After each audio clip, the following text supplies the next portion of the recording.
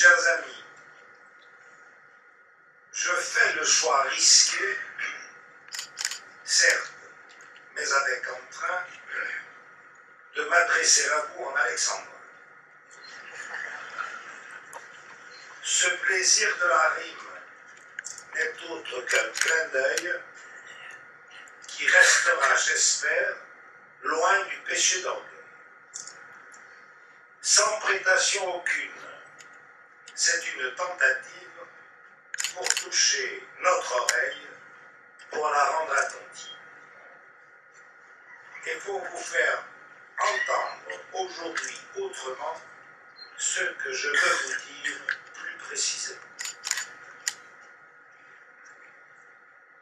Retenant le concept qu'Edgar Morin propose, nous vivons aujourd'hui une métamorphose. Quand sur le plan technique, nous voilà triomphants, sur le plan culturel, nous restons défaillants. Technologie nouvelle, ouverture des frontières, les réseaux dits sociaux, liaisons singulières, les pays émergents qui veulent de la place, le travail, la famille, et tout ça se déplace. Si les marchés s'adaptent et souvent s'y prélassent, nombreux sont ceux que de tels changements fracassent. Ils sont tentés alors de tourner leur regard vers des solutions radicales et parfois barbares. Repli sur soi, violence et tentation raciste et l'appel à la haine, le communautarisme. Le populisme gagne, séduit une jeunesse que le désordre soumet à la détresse. Phénomène inquiétant qui menace l'Europe, ce contexte est pesant, il marque notre époque. C'est pourtant bien ce monde qu'il nous faut affronter, qui dans notre pays laisse sur le côté près de 60% de nos concitoyens abandonnés, privés d'un emploi de moyens. L'humaine condition rappelée par Montaigne impose d'écouter nos voisins que l'on dédaigne. C'est cette Corse-là qu'il nous faut retisser, à cette Corse-là je voudrais m'adresser. Ces changements du monde auxquels nous assistons, nous n'en sommes pas seulement les témoins, nous en sommes aussi, dans notre quotidien, des acteurs responsables dès que nous agissons.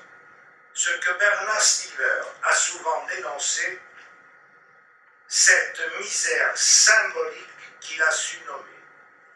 Il nous faut la combattre avec lucidité, redonner à chacun toute sa dignité, ne pas voir en l'humain un simple récepteur, mais le considérer comme un destinataire.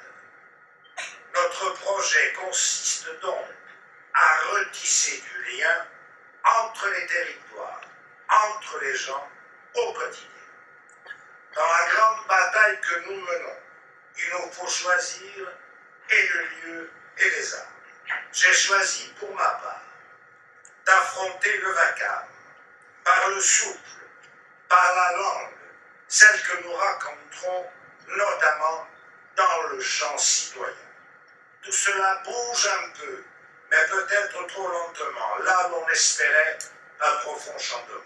Il nous faut donc poursuivre, sans cesse travailler, pour convaincre partout et ne rien relâcher, de la nécessité, du besoin, de l'urgence, d'une action durable et pleine d'exigences, qui ferait place belle. Ce serait magnifique dans l'école et hors d'elle aux pratiques démocratiques. Sans doute faut-il du temps et quelques bons budgets pour voir éclore un jour cet ambitieux projet, appelé par certains généralisation, qui toucherait d'un coup toute une population. Mesdames et messieurs, c'est une véritable bataille qu'ensemble nous menons, ici à Sartène, vaille que vaille, pour le droit de chacun à son imaginaire, pour une vie ensemble, unis et solidaires.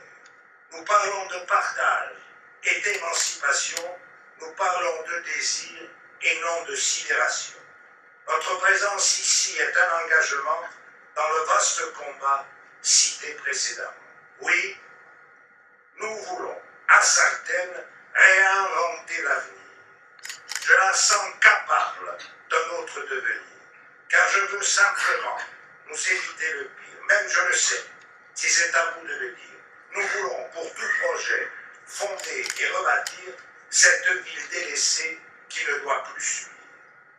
Cette ancienne ambition qui lui a fait défaut durant ces longues années qui manquaient d'idéaux ne doit pas s'effacer pour le faible argument que Sartène se meurt inéluctablement.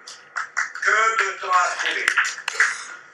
Si ces jours de peine, nous pouvons nous sortir, ne serait-ce pour Sartène, un grand bol d'oxygène. Il nous faut cependant travailler et concevoir tout en accommodant notre volonté récente à ce nouveau désir, alors que dans la ville marquée de tous ces sbires qui plastronnent et s'imposent comme autant de pression, nous soyons, nous, plus ardents et bien sûr sans compromission. Je sais qu'il est facile d'afficher un programme, comme de belles promesses qui n'engagent pas l'âme. Pour être candidat, croyez-moi, je m'expose, la situation de Sartène exige que l'on ose. Je viens dire à Sartène qu'on a besoin qu'elle soit, pas seulement la plus corse, ou sur son camp à soi, mais une belle cité avec de vrais projets et une saine ambition qui sera notre objet. Je pense à son destin, à sa capacité de changer son passé et de faire dès l'été serait pour cette ville trop longtemps négligée le meilleur des remèdes. Une urgence obligée, une ville riche de son histoire qui doit, c'est possible et j'en suis sûr, retrouver toute sa mémoire.